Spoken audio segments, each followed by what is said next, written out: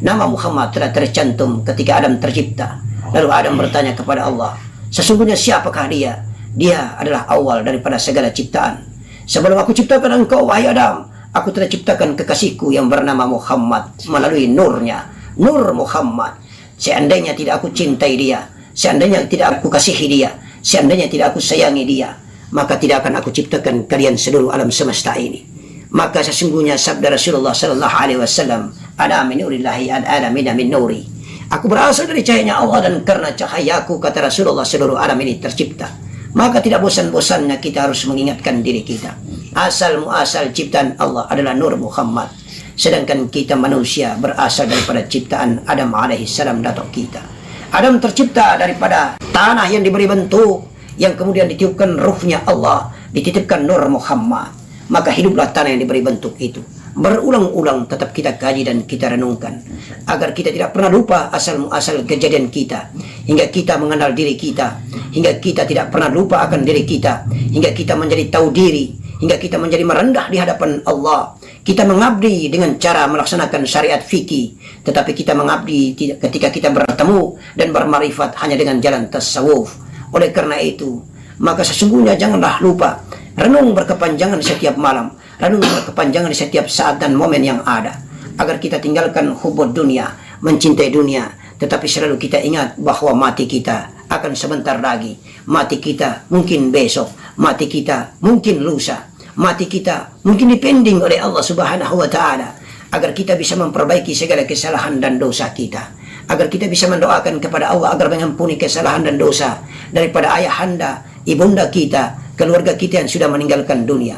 Maka malam Jumat tidak pernah lepas kita mentahlilkan, kita mengistighfarkan, kita mensolawatkan. Semua doa kita haturkan dengan bacaan surat-surat Al-Quran, Al-Baqarah, semua surat Al-Fatihah kita lantunkan melalui tahlilan ini. Insya Allah mereka yang meninggalkan dunia mendapatkan fadilah amalnya, mendapatkan fadilah pahalanya, mendapatkan karunia rahmat dari Allah Subhanahu wa Ta'ala. Karena mereka pun masih digantung menanti datangnya yaumil qiyamah, sebagaimana kita menanti datangnya yaumil qiyamah.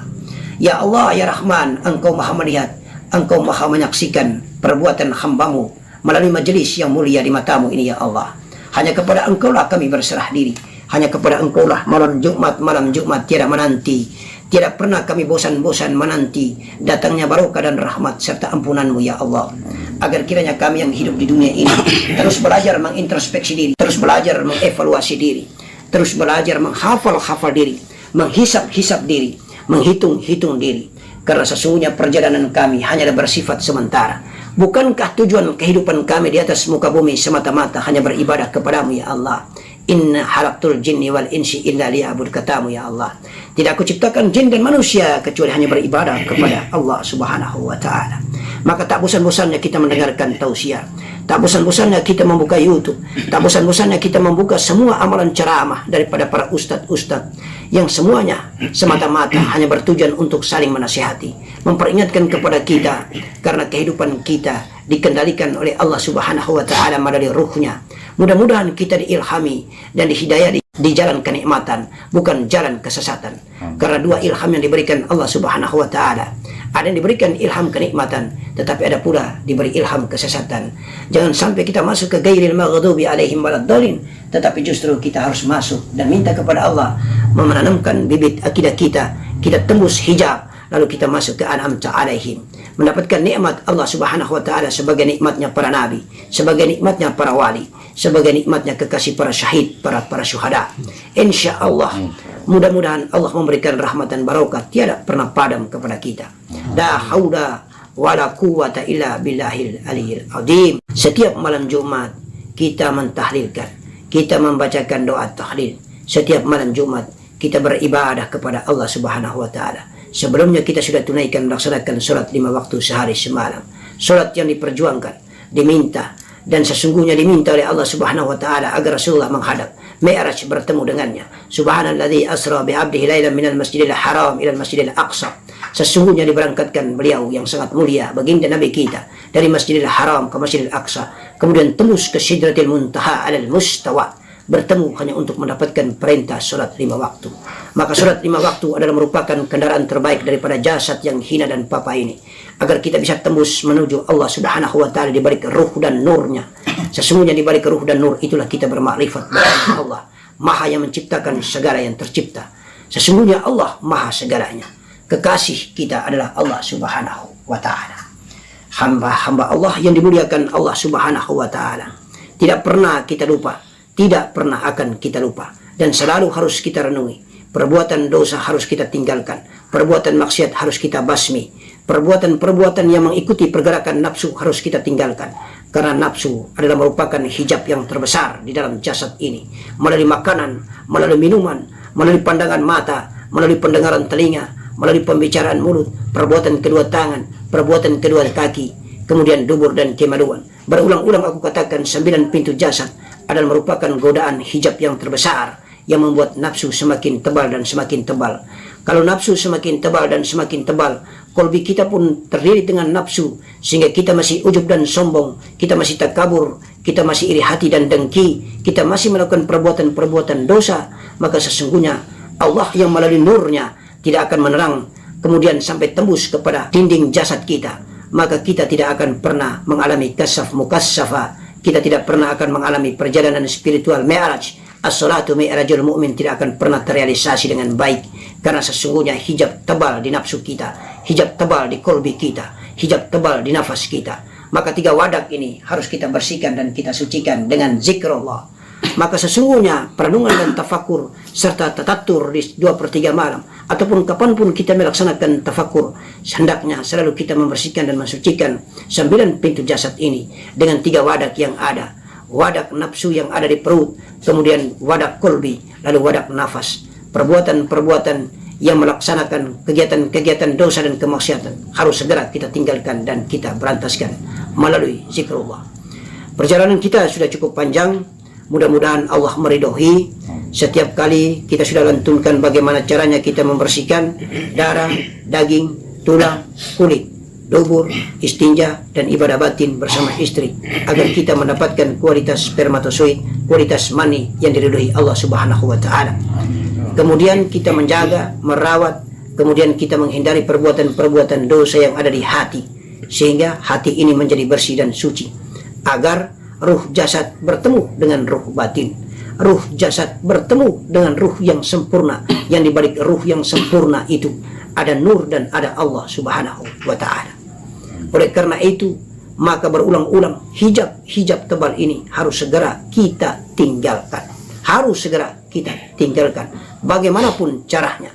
Entah melaksanakan perbuatan amal dan pahala, entah perbuatan-perbuatan amalia ibadah, itu pun jalan satu-satunya tarekah yang harus kita lakukan di bidang syariat, agar kiranya kita bisa tinggalkan atau kita kekang hawa nafsu yang akan membuat hijab, agar kita tidak bisa bertemu Allah jika kita mau bertasawuf Allah Subhanahu wa ta'ala. Ya Allah, ya Rahman, ya Rahim, kepadamulah kami menyembah, kepadamulah kami minta pertolongan, kami bersujud dan kami ruku hanya kepada Engkau ya Rabbah. Tanamkan kami ilham ilahiyamu, hidayahmu ya Allah, agar kami selalu mencintaimu, mengasihimu dan menyayangimu. Kapan dan dimanapun kami berada, dalam desah nafas kami keluar dan masuk, kami selalu mencintaimu, mengasihimu dan menyayangimu. Agar nafas kami pun beribadah kepadamu ya Allah, jantung kami pun beribadah kepadamu ya Allah, empeduh limpah hati dan paru-paru pun beribadah kepadamu ya Allah, darah, daging, tulang dan kulit pun sujud kepadamu ya Allah. Semua elemen hamba yang merupakan wadak mati ini akan menyembah dan bersujud kepadamu ya Allah. Maka sesungguhnya benarlah kiranya Engkau mengatakan bahwa baginda Nabi kami Muhammad sallallahu alaihi wasallam yang Engkau utus menjadi rahmat seluruh alam. Inna arsalnaka illa rahmatan lil alamin. Ya Allah, ya Rahman, Engkau Maha Baik yang mengaruniai semua akal dan fikiran kami pada malam hari ini, agar kami berdiskusi, berbicara tentang perkara-perkaramu dalam keadaan nurmu yang sangat terang benderang, mulai daripada perjalanan jasad hingga sampai kepada perjalanan kolbi, lalu sampai dengan perjalanan rohani, lalu sampai kepada perjalanan nur menuju rahasia ma'rifat billah. Insyaallah. Wabillahi taufiq wal hidayah. Wassalamualaikum warahmatullahi wabarakatuh. Waalaikumsalam warahmatullahi wabarakatuh. Mari kita diskusi. Mudah-mudahan ada pertanyaan. Silakan kita rileks, tidak usah terlalu tegang, Kita diskusi. Mudah-mudahan ada hikmah dan ilmu yang bermanfaat. buat kita di setiap malam Jumat. Semua lantunan-lantunan bacaan-bacaan kalimat tadi adalah hanya merupakan peringatan dan penegasan serta peneguhan buat kita, agar kiranya kita tidak pernah lupa dengan pencipta kita bernama Allah Subhanahu wa Ta'ala, dan kita tidak pernah lupa dengan kekasih kita baginda Nabi Muhammad sallallahu alaihi wasallam. Kita bersyukur dilahirkan dalam keadaan Islam. Kita bersyukur sekali kita dilahirkan dalam keadaan beragama Islam, sehingga mempunyai nabi yang bernama baginda Nabi Muhammad sallallahu alaihi wasallam, hingga mempunyai kitab suci yang bernama Al-Qur'anul Karim. Oleh karena itu kita dijamin keselamatan dunia wal akhirat.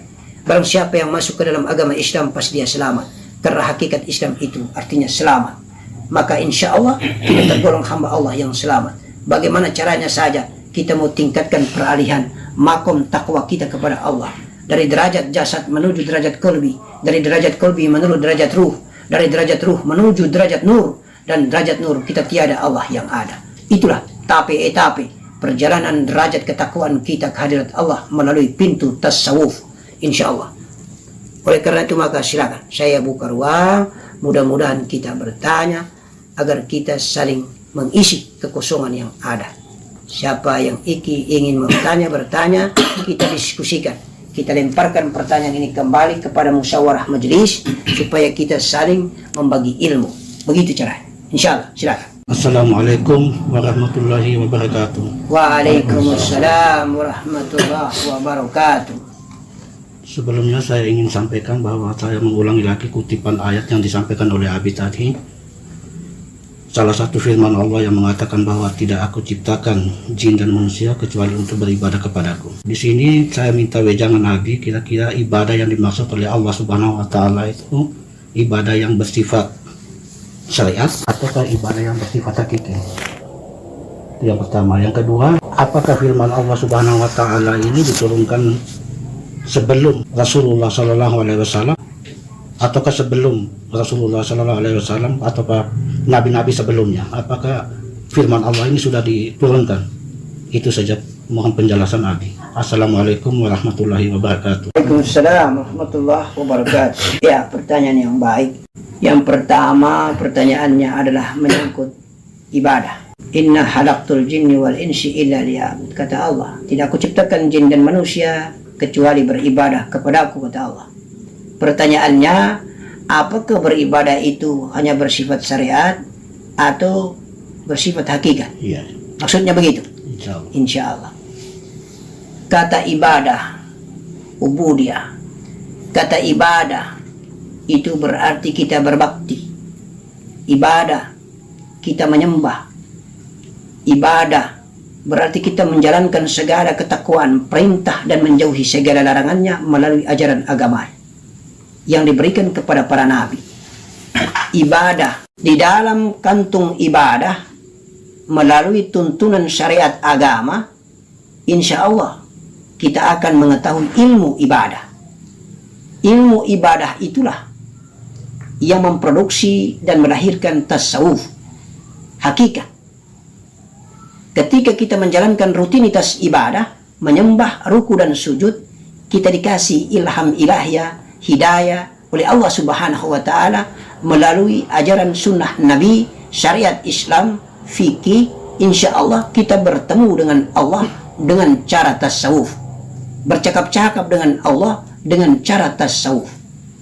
Penjelasan realnya begini: melaksanakan syariat ibadah ialah menjalankan rukun Islam, ya, 2 kalimat syahadat kita ucap, kita menjadi Islam yang benar. Lalu kita melaksanakan sholat 5 waktu, kita menjalankan puasa 30 hari di bulan Ramadan, kita membayar zakat, menunaikan ibadah haji di tanah suci Makkahil Mukarram ala Allah. Kemudian kita membacakan Al-Quran, menghatamkan Al-Quran, kita melantunkan dan memuliakan kitab suci yang sangat dimuliakan Allah Subhanahu wa Ta'ala melalui baginda Nabi Muhammad sallallahu alaihi wasallam. Semua tata krama dan akhlak, bagaimana caranya kita berlaku sebagai manusia Islam yang baik dan sempurna yang diajarkan Nabi melalui sunnah dan syariat serta hadis dan firman-Nya. Kemudian tata krama bagaimana caranya kita mencintai dan berakhlakul karimah dengan Allah Subhanahu wa Ta'ala diajarkan juga di dalam ilmu fikih atau ajaran-ajaran sunnah Nabi. Di dalam perjalanan kita mengikuti ilmu ajaran syariat itulah kita bertemu dengan lahir satu ilmu yang bernama ilmu ma'rifat, bertemu Allah, bercakap-cakap dengan Allah, kita berdialog dengan Allah. Teknis ilmu dan tata cara bertemu, berdialog, bercakap-cakap dengan Allah itulah disebut dengan ilmu hakiki. Sedangkan tata cara bagaimananya kita berbakti kepada Allah mulai dari takbir sampai dengan salam, caranya kita menyembah dan bersujud kepada Allah, mekanisme teknis tata cara kita itu melalui ilmu syariat. Jadi di dalam syariat terkandung hakikat.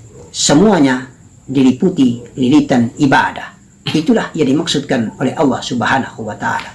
Membayar zakat, memberikan sedekah, melihat anak yatim, melihat orang pincang, melihat orang cacat, melihat orang yang membutuhkan bantuan, kita memberikan bantuan. Tetangga yang lebih susah dari kita, mereka yang lapar, mereka yang menghirup bagaimana wangi dan enak dasta nikmatnya kita masak lalu kita bagi, itu semua adalah ibadah. Kita suami mencari nafkah di bumi ini untuk demi kepentingan kehidupan istri dan anak-anak kita, itu juga ibadah. Semua kelakuan-kelakuan itu adalah merupakan kelakuan terbaik yang diajarkan oleh Allah melalui malaikat Jibril, melalui baginda Nabi Muhammad SAW, melalui sunnah dan kebiasaannya yang dia tatani di dalam perjalanan itu.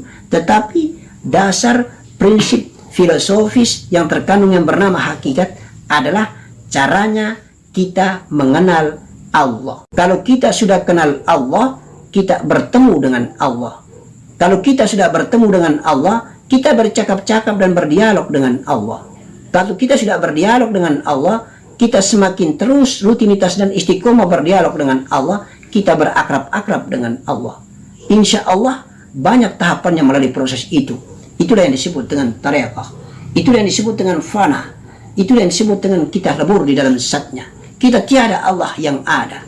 Karena saking kita taat dan patuh, serta kita tunduk di hadapannya. Insya Allah kita adalah hamba yang sangat kecil. Allahu Akbar, Allah Maha Besar.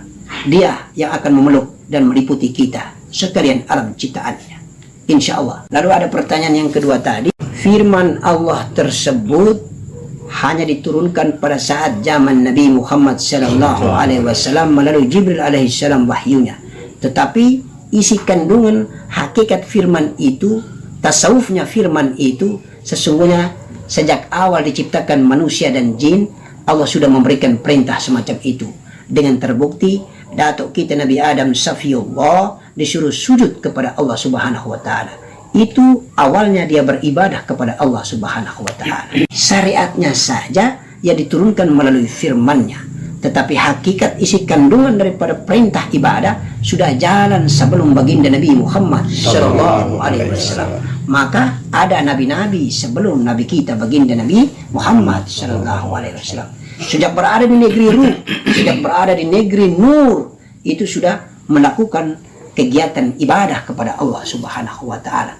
Bahkan sesungguhnya para jin itu merupakan ahli ibadah yang lebih ahli dari para malaikat. Maka ditempatkan di Jannatul Darussalam awalnya. Hanya karena mereka tidak mau bersujud kepada Adamlah membuat Allah usir mereka dari Jannatul Firdaus. Insya Allah untuk sementara jawabannya seperti itu. Iya. Masih ada pertanyaan, silakan. Assalamualaikum warahmatullahi wabarakatuh. Waalaikumsalam warahmatullahi wabarakatuh. Tadi ada sedikit menyinggung tentang mani. Ya. Kebetulan ada pertanyaan. Ketika kita melaksanakan sholat syariat dari takbir sampai salam, entah itu takbir ataukah entah itu kita melaksanakan ruku ataukah sujud ataukah duduk di antara dua sujud, kemudian tanpa sengaja, tanpa disadari, tiba-tiba keluarlah setetes mani, air mani. Apakah sholat syariat itu terus dilanjutkan, dan itu apakah hukumnya haram ataukah dihentikan? Ya, kalau pada saat perjalanan ibadah syariat menurut ilmu syariat ditinggalkan, mandi junub, lakukan ulang lagi sholatnya. Tetapi kalau pandangan tasawuf atau pandangan sufi, insya Allah sumber kenikmatan itu tergantung daripada yang melakoni. Yang melakoni itu yang lebih tahu apakah sumber dalam perjalanan dia bertemu dengan Allah, ibadah dengan Allah, nafsu bumi yang dia laksanakan, atau cinta kasih dia dengan Allah Subhanahu wa Ta'ala. Dan sesungguhnya kedatangan mani dia sendiri pun tidak sadari. Kalau dia sendiri tidak sadari, sampai dengan akhir sholat baru dia sadari, maka tidak ada persoalan. Tetapi di dalam perjalanan proses spermatozoid itu keluar dalam keadaan melaksanakan ibadah syariat, disadari, maka tinggalkanlah sholat, jalankanlah aturan-aturan mekanisme syariat. Maka mandi junublah, kemudian lakukanlah lagi sholat. Tetapi kalau tidak disadari sampai dengan akhir sholat, maka lanjutkan saja, tidak ada persoalan, karena tidak disadari dan tidak diketahui. Setelah akhir daripada sholat baru diketahui. Tetapi kalau kita memandang dengan kacamata tasawuf, maka sesungguhnya hanya yang melakoni saja yang tahu persis datangnya sumber mani yang membuat sampai dengan dia mengeluarkan mani pada saat dia melaksanakan ibadah syariat, itu bersumber langsung dari Allah Subhanahu wa Ta'ala yang dia sendiri tidak sadari dan tidak tahu. Kenikmatan yang datang itu kenikmatan hakiki atau kenikmatan syariah. Kalau kenikmatan hakiki, alhamdulillahi wa syukurillah. Tetapi kalau kenikmatan syariat, maka alangkah indahnya keluar dari sajadah, mandi junub, baru melaksanakan lagi sholatnya. Faham ya? Insyaallah. Amin. Allahumma salli ala Sayyidina Muhammad wa ala ali Sayyidina Muhammad. Masih ada pertanyaan? Silakan. Lanjutkan. Assalamualaikum warahmatullahi wabarakatuh. Waalaikumsalam warahmatullahi wabarakatuh. Tanya tentang ruh. Apakah jasadnya sholat, ruhnya juga ikut sholat atau tidak? Apakah jasadnya sholat, ruhnya sholat atau tidak? Ya. Itu saja pertanyaan. Ya. Iya. Kalau orang belajar tasawuf, belajar hakiki, mutu qabla anta mutu. Jasad ini mati pada saat bertemu dengan Allah Subhanahu wa Ta'ala. Maka yang melaksanakan sholat adalah ruhnya. Ruhnya lah yang melaksanakan sholat. Jasadnya hilang lenyap dunia seisi pada saat dia bertakbir. Insya Allah walaupun hanya takbiratul ula awalnya, tetapi dia bermakrifat bertemu Allah. Insya Allah dalam kekusyuan ruhaninya yang melaksanakannya. Tetapi kadang-kadang itulah kekusyuan yang harus dipertanyakan. Kebanyakan orang mengatakan saya tidak khusyuk. Mengapa? Karena mulutnya saja yang sholat, lututnya saja yang sholat, dahinya saja yang sujud di atas sajadah, tangannya saja yang sholat, akal fikirannya tidak sholat karena akal fikirannya mengambang bergentayangan kemana-mana, sementara ruhaninya membuktikan melalui akal fikirannya mengingat dunia, mencintai dunia. Berarti ruhaninya tidak melaksanakan sholat, ruhaninya jauh daripada pekerjaan ibadah. Tetapi justru yang melaksanakan sholat hanyalah jasadnya doang, jasadnya toh. Faham ya? Dan itu hanya orang-orang yang melakukan perjalanan-perjalanan spiritual, perjalanan-perjalanan hakiki, baru faham dan tahu apakah kita melaksanakan pada saat itu jasad yang melaksanakan sholat, ruhani yang melaksanakan sholat, jasad dan ruh yang melaksanakan sholat. Kalau jasad dan ruh yang melaksanakan sholat, itulah yang sempurna. Ketika jasad melaksanakan ibadah, sampai dengan akhir sholat tidak tahu berapa jumlah rakaat yang disolat, saking khusyuknya. Karena bukan lagi jasadnya, tetapi ruhnya yang melaksanakan sholat, yang memeluk jasadnya sehingga jasadnya telah mati. Mutu qabla anta mutu. Dan itu pernah dialami oleh dato kita Sayyidina Ali radhiyallahu anhu karamallahu wajh. Insya Allah seperti itu. Ditombak dengan panah, ditusuk dengan tombak, tidak sadar dia sampai dengan dia cabut tombaknya. Insya Allah dia tidak pernah sadar kalau sementara sholat dia ditombak. Itulah perjalanan yang diriwayatkan oleh para ulama. Pernah terjadi pada datuk kita Sayyidina Ali. Dia pernah melaksanakan sholat saking khusyuknya, dia tidak hafal lagi berapa jumlah rakaat yang ditegakkan sholat di atas sajadah. Saking cintanya kepada Allah, maka itulah ruhani yang melaksanakannya. Karena ruhani kita juga lah yang akan mempertanggungjawabkan kehadirat Allah setelah kita mati, bukan jasad kita. Kecuali orang yang mengenal diri, orang yang membersihkan dan mensucikan jasadnya, maka jasadnya mulia. Insya Allah dibimbing, dituntun, dikawal oleh Allah Subhanahu wa Ta'ala melalui para malaikatnya, menjaga sehingga menyatu dengan ruhnya. Maka ruh dan jasadnya tidak pernah berpisah, tidak pernah bercerai, tetapi justru dia bercampur. Lalu dia mati, dikuburkan, tidak akan dimakan tanah, tidak pernah akan dimakan tanah. Dia utuh dan utuh. Wangi kuburnya, wangi jasadnya, insya Allah. Amin. Itu ya jawabannya. Ada lagi pertanyaan, silakan. Assalamualaikum warahmatullahi wabarakatuh. Waalaikumsalam warahmatullahi wabarakatuh. Saya bertanya kembali tentang syariat yang berhakiki. Apakah kita laksanakan syariat setelah Rasulullah mendapatkan perintah 5 waktu setelah dia bermi'raj di Sidratil Muntaha. Lalu sebelum Rasulullah bermi'raj, sholat apa, ibadah apa yang dipakai Rasulullah agar kita bisa menempuh syariat yang berhakiki? Rasulullah itu hakikinya adalah Nur Muhammad. Jasadnya adalah Muhammad, namanya, fisiknya, profil dirinya sebagai baginda Nabi yang akhir. Hakikatnya adalah Nur Muhammad. Maka kalau dipertanyakan apakah syariat yang ditegakkan setelah dia mendapatkan perintah sholat, lalu bagaimana sebelum mendapatkan perintah sholat, syariat mana yang ditegakkan oleh baginda Nabi? Sesungguhnya baginda Nabi telah menjalankan syariatnya para nabi yang lain.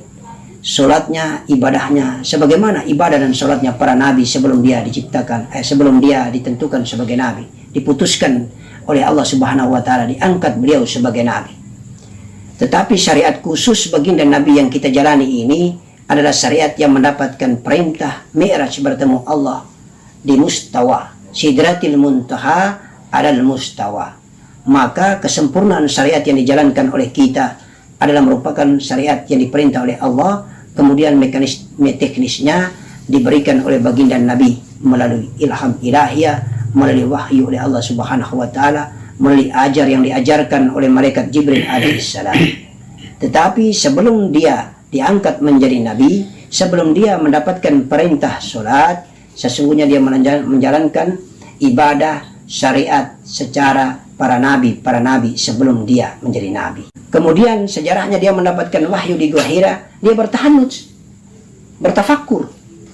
Seperti kita ini bertafakur, karena kondisi zaman jahiliyah pada saat itu banyak melaksanakan perbuatan dosa, maka beliau menyingkirkan diri, menyepi diri di Gua Hira yang sepi. Lalu dengan cara bagaimana dia berdialog dengan Allah, bercakap-cakap dengan Allah, caranya adalah bertafakur dengan cara bertahanut di Gua Hira. Maka datanglah ilham ilahiyah, datanglah wahyu ilahiyah dari Allah Subhanahu wa Ta'ala. Kemudian caranya lagi lebih rapi bagaimana untuk bercakap-cakap dengan Allah, diperintah beliau beribadah kepada Allah melalui Mi'raj. Diperjalankan beliau menuju Sidratil Muntaha alal mustawa, mendapatkan perintah sholat. Ada juga riwayat para ulama mengatakan bahwa sholat kita takbir sampai salam ini adalah merupakan rekaman dari baginda Nabi ketika diperjalankan di Mi'raj. Lalu dia bertemu dengan cara sholatnya para malaikat. Ada yang malaikat itu hanya bertakbir saja, ada malaikat itu hanya ruku saja, ada hanya malaikat itu sujud saja, ada malaikat itu hanya duduk di antara dua sujud saja, ada malaikat itu hanya intidal saja, ada malaikat itu hanya salam saja. Insya Allah cara-cara semacam itulah direkam oleh baginda Nabi. Lalu mekanisme teknis pelaksanaan sholat ibadah kepada Allah secara syariat yang kita laksanakan sekarang diamalkan oleh kita. Maka sesungguhnya kalau kalkulasi hitung-hitungan, lebih mulia kita, ibadah kita daripada malaikat. Karena para malaikat hanya dia memberikan step demi step, dia step by step, tahap demi tahap. Tetapi kita merangkul semua, mulai daripada takbir sampai dengan salam. Insya Allah seperti itu untuk sementara jawabannya. Tanya lagi satu. Ya, silakan. Tentang perjalanan spiritual batin yang apa yang saya alami. Jika saya melaksanakan sholat 5 waktu, di 4 rakaat di salah di sholat isya 4 rakaat itu. Rakaat pertama itu, di saat saya takbir ada suara dari dalam batin ini mengatakan bahwa menyembahlah aku Allah penciptamu. Lalu di saat saya ruku ada lagi suara yang mengatakan bahwa sembahlah aku Allah Maha Penciptamu. Setelah di saat sujud timbul lagi suara yang baru, yang sangat indah sekali suara itu mengatakan sembahlah aku Allah Maha Sejatimu. Di saat sujud ya. Di saat sujud. Di saat duduk di antara dua sujud ada suara yang sangat indah dan lembut sekali suara itu. Dia mengatakan bahwa sesungguhnya sembahlah aku zat Allah. Lalu di antara berdiri, di antara saya bertakbir sampai salam, saya merasa masih gundah gulana bahwa sesungguhnya beberapa suara yang mengatakan dalam diri saya itu mana Allah yang sebenarnya harus saya ikuti suara itu. Itu saja pertanyaan saya, cukup sampai situ. Iya. Jadi di dalam melaksanakan syariat kita mendapatkan hakikat. Itulah dikatakan dan dijelaskan sejak kemarin bahwa melaksanakan syariat bisa saja kita bermarifat kepada Allah. Bisa saja kita bertemu Allah di saat kita takbir. Bisa saja kita bertemu Allah di saat kita ruku. Bisa saja kita bertemu Allah di saat kita sujud. Bisa saja kita bertemu Allah di saat kita duduk di antara dua sujud. Apa pondasinya? Pondasinya adalah niat ketika kita bertakbir, melaksanakan syariat, kita tinggalkan hubud dunia. Kita matikan segala ciptaan Allah yang ada di diri kita. Yang ada Allah saja yang maha hidup, yang hidup. Maka suara yang muncul benar-benar adalah murni dari Allah Subhanahu wa Ta'ala. Tidak usah kita pandang, sesungguhnya semuanya adalah benar. Karena di posisi takbir Allah berkedudukan sebagai pencipta, di posisi ruku dia berkedudukan sebagai maha pencipta. Mungkin di saat sujud dia mengatakan dirinya sebagai sejati. Lalu di saat duduk di antara dua sujud dia mengatakan dirinya sebagai zat Allah Subhanahu wa Ta'ala. Dan itu hak-haknya Allah ketika dia berkata tentang suara yang bersumber dari Allah yang mengatakan dirinya adalah Allah. Insya Allah kita tawakal billah, kita ikhlaskan karena memang ibadah kita semata-mata untuk mendapatkan ridhonya, dan tujuan kita tidak syirik tetapi kepada Allah Subhanahu wa Ta'ala. Itu menunjukkan suara telah tembus sampai ke dinding hijabah, pendengaran telinga zahir, pendengaran telinga batin. Justru yang didengar itu adalah suara telinga batin. Seperti itu ya? Insya Allah kita bersyukur kenikmatan yang diberikan Allah Subhanahu wa Ta'ala. Fa bi ayyi ala'i rabbikuma tukadziban. Nikmat mana lagi yang kau dustakan? Ketika engkau meruku, ketika engkau bertakbir, ketika engkau sujud, ketika engkau duduk di antara dua sujud, engkau bertemu Allah Subhanahu wa Ta'ala. Dalam posisi kedudukannya dijelaskan masing-masing oleh Allah Subhanahu wa Ta'ala. Maka itulah ilmu yang diberikan kepada kita, agar kita tahu bahwa tidak selamanya kita belajar tasawuf kita batalkan syariat. Tidak selamanya kita belajar tasawuf kita tinggalkan syariat. Tidak selamanya kita belajar tasawuf dan belajar ilmu hakiki kita tinggalkan sholat 5 waktu. Karena sesungguhnya di dalam sholat 5 waktu itu pun ada tarekah, ada perjalanan panjang menuju Allah. Entah kita bertemu Allah di saat takbir, entah kita bertemu Allah di saat ruku, entah kita bertemu Allah di saat sujud, entah kita bertemu Allah di saat duduk di antara dua sujud. Karena pada saat duduk di antara dua sujud itulah kesaksian antara Allah baginda Nabi Muhammad SAW terjadi. Di saat itulah kita bersyahadat. Di saat itulah kita sebagai Muhammad dan kita bersaksi atas Allah sebagai pencipta, Allah sebagai pencipta bersaksi atas diri kita sebagai Muhammad. Para malaikat sebagai pengawal pribadi, Jibril alaihissalam, Mikail alaihissalam, Israel alaihissalam, Israfil alaihissalam menjadi saksi. Lalu mereka memantunkan salawatnya, Allahumma salli ala Sayyidina Muhammad wa ala ali Sayyidina Muhammad, kama sallaita ala Sayyidina Ibrahim wa ala ali Sayyidina Ibrahim, kama barakta ala Sayyidina Muhammad wa ala ali Sayyidina Muhammad, barakta ala Sayyidina Ibrahim wa ala ali Sayyidina Ibrahim fil alamina innaka hamidum majid. Diselawatkan oleh para nabi. Saking indahnya kesaksian yang terjadi dua antara Allah dan Muhammad. Itulah zat yang menciptakan kita. La haula wa la quwwata illa billahil aliyil azim. Insyaallah. Masih ada pertanyaan? Silakan. Satu lagi, insya Allah. Mungkin ada hubungannya dengan saudara saya, Paman Yakob atau Paman Suma tadi. Mungkin ibadah yang syariat bersifat hakiki. Saya kembali kutip firman Allah Subhanahu wa Ta'ala yang pernah mengatakan bahwa celakalah bagi orang-orang yang sholat. Jadi sindiran Allah di sini yang dimaksudin celakalah bagi orang-orang yang sholat. Apakah sholatnya yang tidak bersifat hakiki ataukah yang bagaimana? Mohon penjelasannya. Celakalah bagi orang-orang yang sholat, banyak tafsirannya. Orang-orang yang sholat, insya Allah tergantung daripada niatnya. Kalau betul-betul niatnya dia menyembah dan bersujud kepada Allah, insya Allah, amin, sebesar biji jarrah dia akan juga diberikan amal baiknya sebesar biji jarrah. Tergantung makom dan ketinggian derajat ilmunya ketika dia mau berniat melaksanakan sholatnya. Itu pula ukurannya, diberikan ganjaran oleh Allah Subhanahu wa Ta'ala. Tetapi celaka bagi orang-orang sholat adalah orang-orang yang menyembah kepada Allah, beribadah kepada Allah, bercakap-cakap kepada Allah, tetapi adab dan akhlaknya tidak sebagaimana dia bercakap-cakap kepada Tuhannya pencipta yang maha agung. Di atas sajadah, ruhaninya bergentayangan kemana-mana. Mulutnya berucap, bertakbir menyebut nama Allah. Fikirannya bermaksiat kepada Allah. Mulutnya bertakbir mengucap nama Allah. Inna salati wa nusuki wa mahyaya wa mamati lillahi rabbil alamin. Tetapi dia tidak khusyuk karena ruhaninya bergentayangan kemana-mana. pikirannya penuh dengan kemesuman, pikirannya penuh dengan hubud dunia, pikirannya melayang entah kemana entah berantah. Insya Allah orang-orang inilah yang disebut dengan celaka dalam keadaan sholat. Bisa saja dia tidak menyembah dan bersujud kepada Allah, tetapi justru karena dia saking tidak mengenal Allah, di mana Allah berada. Padahal Allah mengatakan, apabila engkau tidak melihat aku, maka yakinlah bahwa aku melihat engkau, karena aku sangat dekat sekali dengan engkau. Bisa saja dia melaksanakan sholat, dia tidak bersujud kepada Allah, tetapi dia sujud kepada sajadah. Dia menyembah kepada imam, dia menyembah kepada tembok yang ada di depan. Oleh karena itu hati-hati di dalam melaksanakan sholat, karena sholat hakikatnya itu adalah mati. Mati berarti bertemu dengan Allah. Karena syaratnya kita bertemu Allah, haruslah kita mati.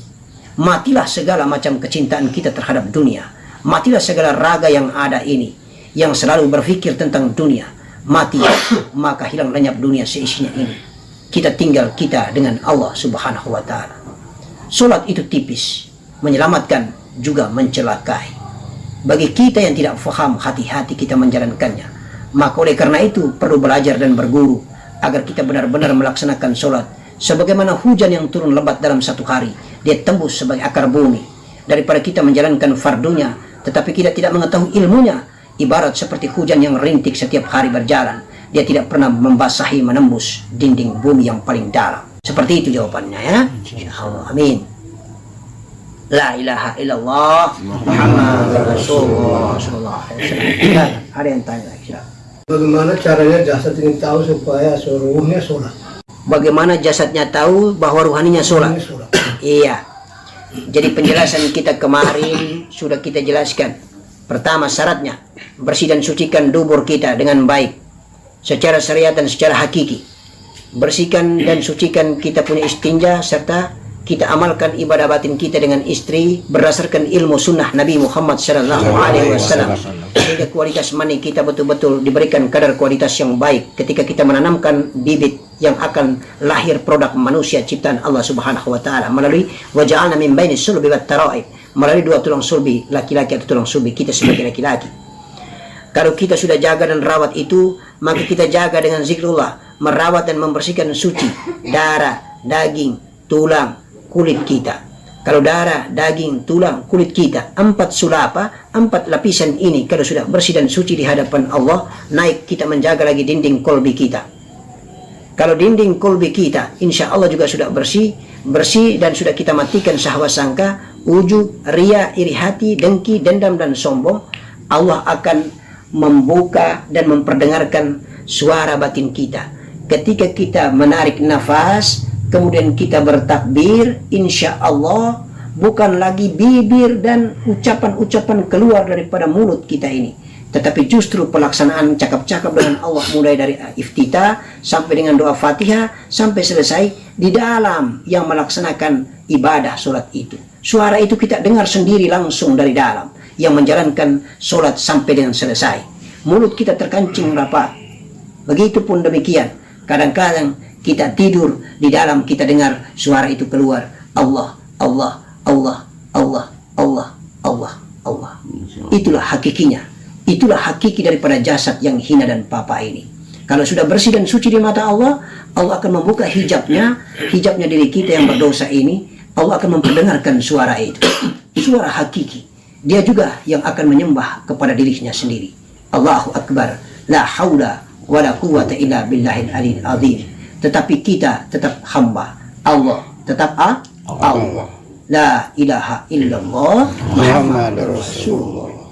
Itu berarti makom kolbi kita sudah insya Allah sedikit bersih. Itu tandanya suara itu keluar dan kita dengar. La ilaha illallah Muhammadur Rasulullah. Masih ada pertanyaan, silakan. Bagus insya Allah. Baik. Apa ruhaninya sudah sholat, berarti dia marifat ataukah dia masih mencari? Iya. Jadi kalau ruhaninya masih sholat, insya Allah belum tentu ma'rifat. Kalau dia masih mencari, itu benar adanya. Karena sehakikatnya kita melaksanakan sholat secara hakiki, berarti kita mencari di mana Allah kita berada. Kalaupun dialog itu terjadi, akan kita buktikan bahwa kita telah bermarifat itu bertemu Allah, kita buktikan melalui dinding rasa. Kalau sudah sampai ketembus dinding rasa, orang yang melakoni yang tahu bahwa dia sudah bertemu Allah atau belum. Dia sudah dalam keadaan mencari atau sudah bertemu Allah. Insya Allah yang melakoni itulah yang akan merasai dan mengalaminya. Faham ya? Insya Allah. Tetapi itu merupakan tahapan yang sudah bagus, punya potensi bermarifat kepada Allah, punya potensi bermi'raj kepada Allah. Insya Allah seperti itu. Selanjutnya masih ada pertanyaan, silakan. Yang saya ingin tanyakan tentang ruh. Apabila jasad kita sudah Islam, terlahir dari kedua orang tua kita, dalam posisi kita sudah Islam, beragama Islam, karena kedua orang tua kita memiliki agama Islam. Apakah ruh kita, bagaimana caranya? Yang saya tanyakan, bagaimana caranya kita mengislamkan ruh? Ataukah ruh kita sudah Islam saat terciptanya ruh itu sendiri? Ya. Itu saja pertanyaan saya. Iya. Jadi hakikatnya ruh itu adalah Islam. Ruh itu ketika dia beribadah dan diciptakan oleh Allah Subhanahu wa taala, dia adalah Islam. Hakikatnya. Ruh yang ditembus atau tidak bisa tembus ke dinding hijab jasad yang hina inilah yang membuat orang itu bisa beragama Islam ataupun tidak beragama Islam. Semuanya kelakuan terjadi diakibatkan oleh turunan spermatozoid atau turunan darah. Darah yang dialiri kalau kotor, tidak bersih dan suci di hadapan Allah, akan membuat potensi kekafiran daripada jasad yang hina ini. Ruhani hakikatnya itu baik adanya. Hakikatnya itu baik. Karena Allah menciptakan ruhani ini hakikatnya baik. Tergantung daripada jasad. Kalau wadak jasad ataupun darah ini akibat daripada bibit bebet bobot yang tidak jelas, bisa jadi Allah juga yang akan mengilhamkan kesesatan. Karena Allah juga yang akan menentukan seseorang itu dia mendapatkan kenikmatan an'amta alaihim atau dia mendapatkan gairil maghdubi alaihim waladdallin. Bisa saja Allah juga mengembuskan dia, memberikan dia ilham kenikmatan, bisa juga Allah mengilhamkan dia menjadi ilham kesesatan. Semuanya tergantung daripada wadak yang ada. Kalau gelas ini kotor, bagaimanapun nikmatnya susu itu murni dari susu sapi misalnya, insya Allah kita minum, kita rasa jijik karena wadaknya itu adalah wadak kotor. Maka membuat potensi susu yang berada di dalam gelas itu pun kelihatan kotor adanya. Tetapi hakikat susu itu sebenarnya bersih, enak untuk diminum. Tergantung daripada wadaknya saja, tergantung daripada gelas yang kita tuang. Kalau gelas itu bersih dan indah, insya Allah lebih indah lagi susu yang ada di dalamnya. Kelihatan tidak terbedakan antara susu dan gelas putih.